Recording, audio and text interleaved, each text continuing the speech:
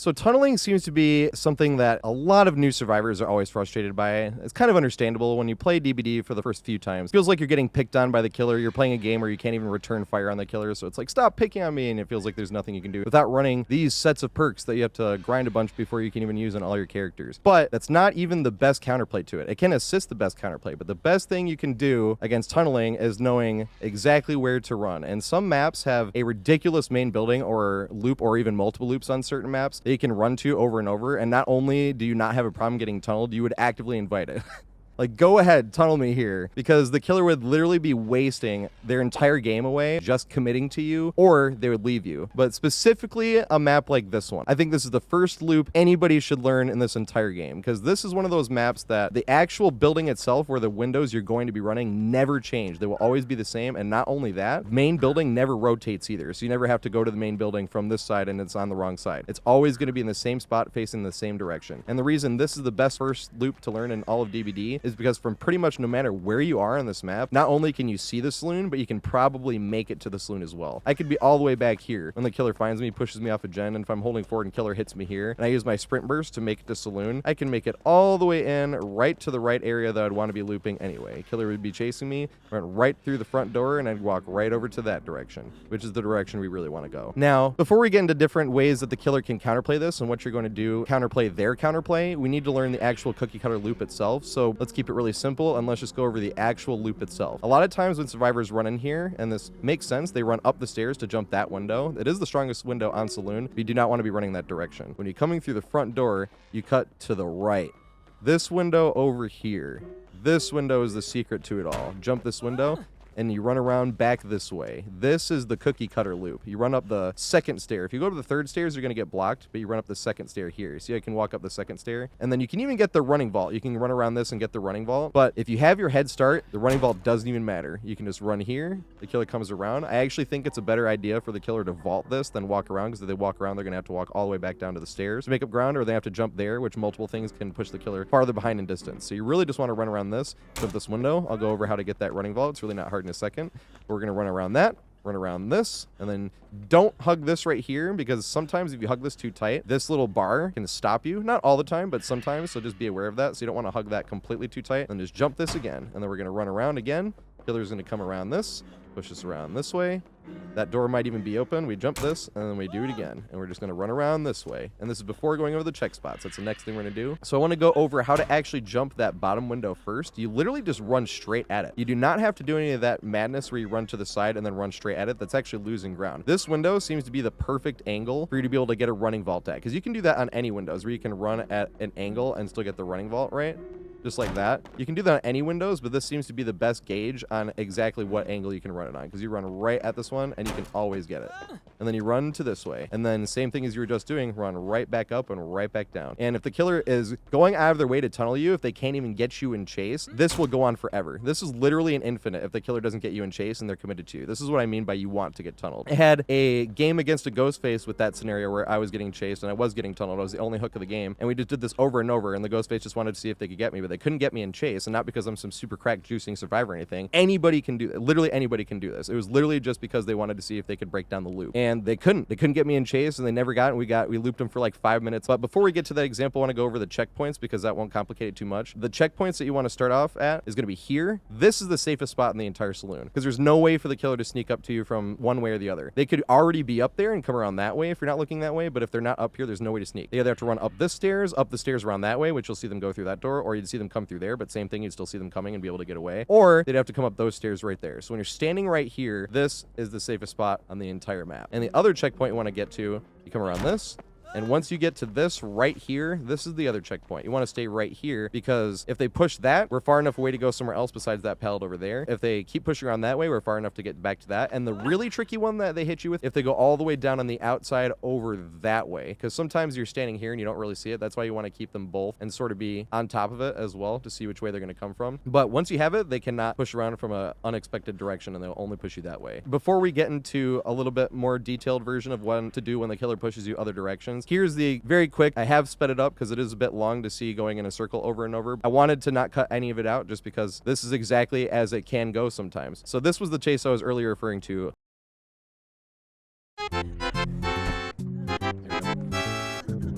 now we're going that way for a head start. But this guy's a double backer, so it's complicated. We have like great head start here. That was like 1 minute, 8 minutes. So still not a chase. It's not 1 to 3. Oh my god, here we go. Still not a chase. Oh my god, it's taking it. No, he did it. There he goes. Oh my god, we're still not a chase either. Oh my god. Oh fuck it, fucked up. Don't make me a chase here. Is it fucked up? Just trying to look back and see. No, he won't. He's running too wide. Oh my god. No way. Oh my god. Alright, the thing got involved. He's still coming. Yeah, he is. Oh my god, he's still coming. Oh my god. There he is. Oh my god. Oh my god, it's still not a chase. Oh my god. Will he give me a chase at least this time? Oh my god. I'm definitely getting a chase. I just got stuck in the wall for a second. No, he fucked up. Oh my god. He's still going. Oh my god. There he is. Oh my god, he's still going. And it's still not a chase. Oh my god. Oh my god. No way. Oh my god. Oh my god, dude. Yes, we did. Yes. There he is, dude. Oh my god. There he is. Oh my god, dude. She probably thinks I'm like hacking. She's gonna try it too. She's gonna see if it's safe there. But she's gonna be in a chase, so it's gonna hurt her. She's gonna someone is gonna block her. That's the problem. Okay, you about right. That's right. I think he was waiting for that window to block. I'm gonna oh my god. That's hilarious. That's good. What a cool guy. I knew he was mean around. I knew, dude. There's no way he was gonna convince me.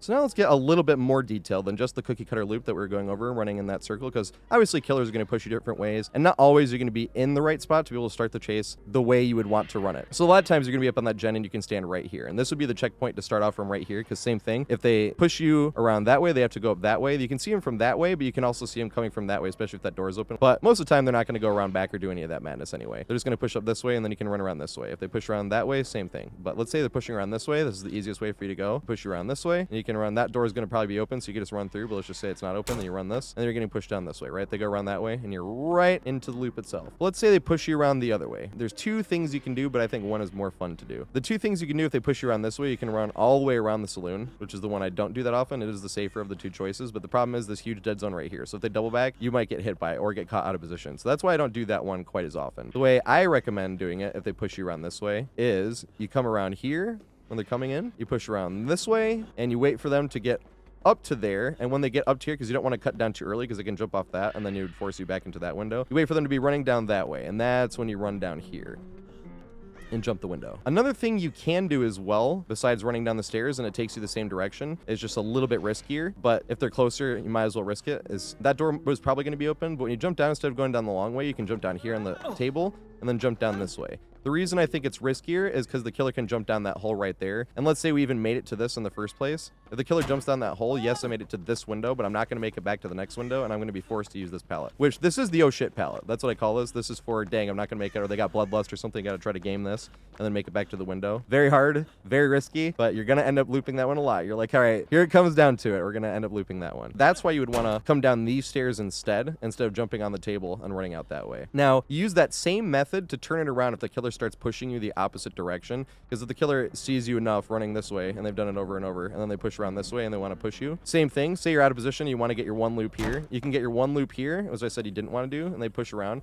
It is strong enough, it's just not something you're going to be able to loop over and over. That's why you don't want to loop it that way. It is a strong window by itself, it's just there's a stronger way to use it. That's when you could run around this way, right? They're pushing around, and then we either get to here where we were just at before, because if they jump down there, you could run back to that window, or if they jump down, you could run around this way. Same thing, you could wait for, you could even, if you wanted to, wait for them to get to there and then jump down here and go down that way if you wanted. But I like playing it a bit safer and waiting. But when they push you the other way, specifically, that is what you're going to use, is this thing to turn it around, or jumping on that table to turn turn it around. Also, if you're not going to make it around again and you know it and you want to try something else as well and you're getting pushed the normal way, another thing you can do is using this right here. Say I wasn't going to have enough distance and I knew I wasn't going to have enough distance to make this window and make it back around before taking a hit, especially if they don't have that door. Even if they have that door open, this is still enough distance. But that's when you can jump this window. Say you act like you're going to run that way, so you push them around. And if that door is still closed and they push you all the way around, we definitely have enough distance now to make it to here. You got to watch for the killer to be able to vault through the window and cut you off. But even if this door right here is broken and we're running down the stairs and the killer chasing us, as long as we are on top of our pathing and we use this maximum distance, because the distance is this right here all the way to this right here. That's the difference we are now. As long as we are on top of our pathing, we jump this. As long as we stay on top of that and we push around, then we have enough distance to reset the entire chase and come down this way. And then we're back to square one. It'll take a little bit to get a hang of it, especially because you have to make some decisions the second somebody switches directions or something. And trying to remember where all your checkpoints are. That's why I wanted to make sure we went over the first time as cookie cutter as possible, just running in a circle like that. But trust me, once you get a hang of this, and many, many other maps have loops just like this one, and they help you counter tunneling just as easily. And a lot of times when you get a hang of it, you literally will end up wanting to get tunneled, and you'll kind of be a bummer when the killer ends up leaving you. And we literally even had a chase on this right before the rubber banding got fixed, where even though we were rubber banding and when we were coming up to windows, we would just stand here for a second and then all of a sudden fast vault. What I just did there was a meeting vault. It was weirder than that. I would literally come up to the window, be stuck, and then fast fall as if I had ran at it like this, right? And even with that, even with us rubber banding in place while the killer is catching up to us, the chase still went on for like 2.5 minutes. And that's what I'm talking about with this map. It's also a map where you can use a map offering and the killer won't hate you too much for it, so you can get a lot of practice on it. So I think this is the best first loop anybody should learn in all of DBD. It can literally cure your frustrations with tunneling single-handedly. I do think when you're learning a new killer, it's best to do 4 slowdowns and then go power only. That's what I wish I could do on learning some of these killers. Because I don't really give a shit about, like, actually... Ooh. Dang it. Went out of my way and still skill issued it. He's doing it the right way. Oh, he's got bamboozle. Interesting. I should have done the front instead then. We'll go out here.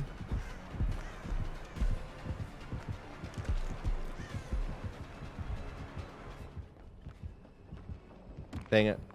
It was close. I should have stayed at it for like a second. I doubted myself. Oh, good shit. I'm gonna run back up the stairs and do this way. He's gonna vault this. That's fine, because I can run back around and down the stairs and vault the side window. And it'll be unblocked by the time that happens. Probably could have ran through them. I keep forgetting that that window spawns open now. Actually, I'll do the front window instead. Does he hit me with the whip here? No, he vaults. Interesting.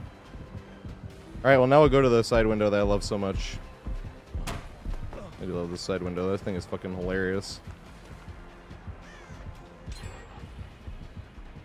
The saloon. I got 2 zombies here. What the fuck? Oh, I'm red bar. That sucks. What the fuck? Dude, I can't vault. What the fuck? We're super red bar. You see that red bar on the side? Look at this. That was a running vault.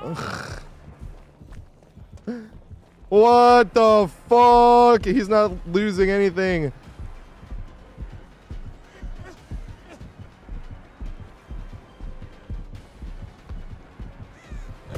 Damn, I wanted him to swing.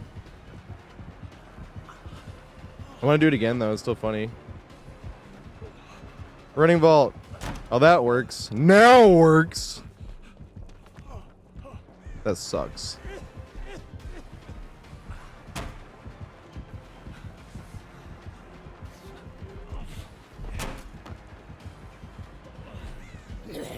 Is he getting in her way?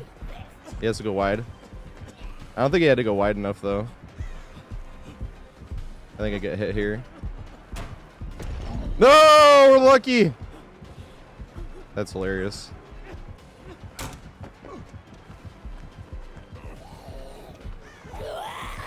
Does he have to go wide? No, he doesn't. Did we get hit here this time? Yeah, we do. Good shit.